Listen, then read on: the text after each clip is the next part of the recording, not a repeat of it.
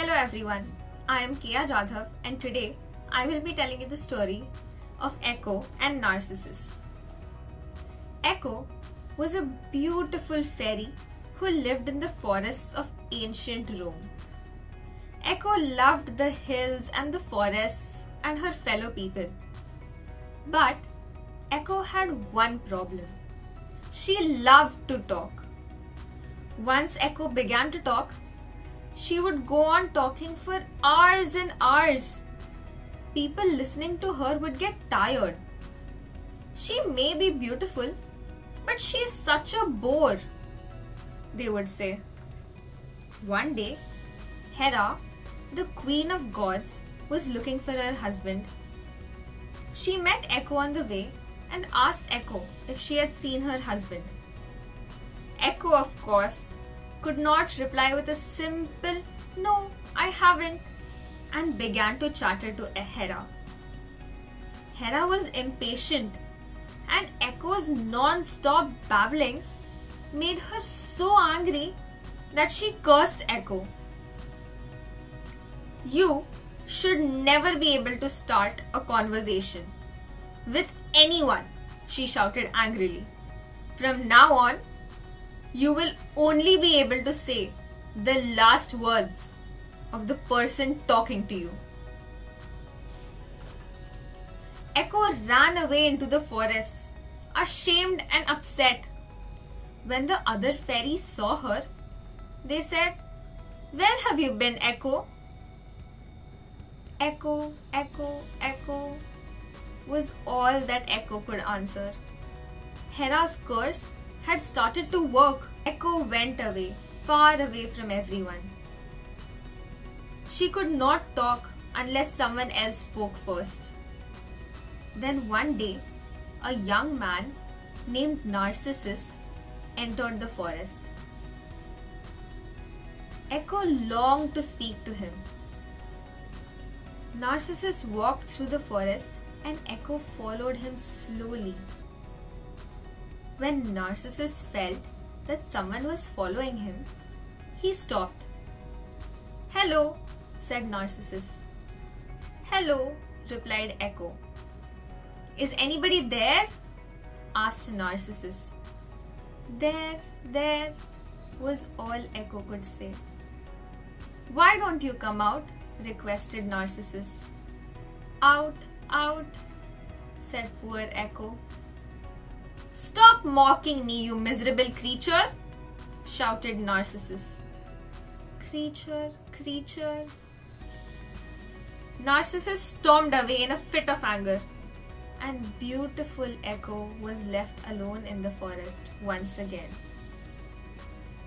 She cried and begged the gods to stop her suffering. And so, the gods allowed her to leave the earth, leaving behind nothing but her voice. Echo still keeps up her old habit of having the last word. She is still ready to reply to anyone who calls her. So when you call out on a mountain range, Echo will always call back. Meanwhile, Narcissus went away to his home. He was a very vain person and only spoke to those who thought he was very handsome. All the gods frowned upon Narcissus and what he had done to Echo. The gods felt that Narcissus should be punished for his vanity. In those days, there were no mirrors.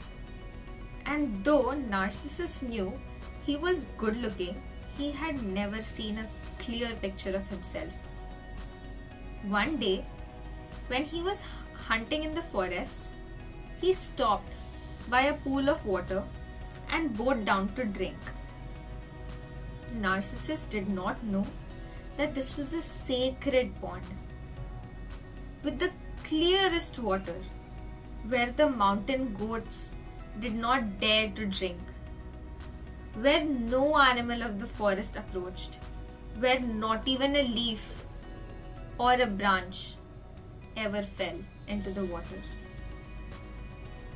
The grass grew beautifully around it, and the water shined in the sun. As he was about to drink, he saw a beautiful man in the water. It was his reflection, of course, but he did not know it. Narcissus sat there, admiring the picture for hours.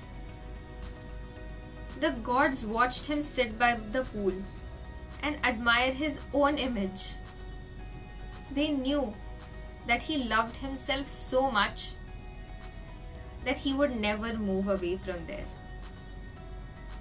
Narcissus stayed there, not eating, not drinking. He grew thinner and thinner. But that did not matter. The gods took pity on him and changed him into a beautiful flower, yellow on the inside with purple petals. The flower can still be found near the banks of rivers or ponds, close to the water's edge, so that the water can reflect its image. It is called the Narcissus flower. So now we know how Narcissus and Echo continue to live on in this world of ours. Thank you.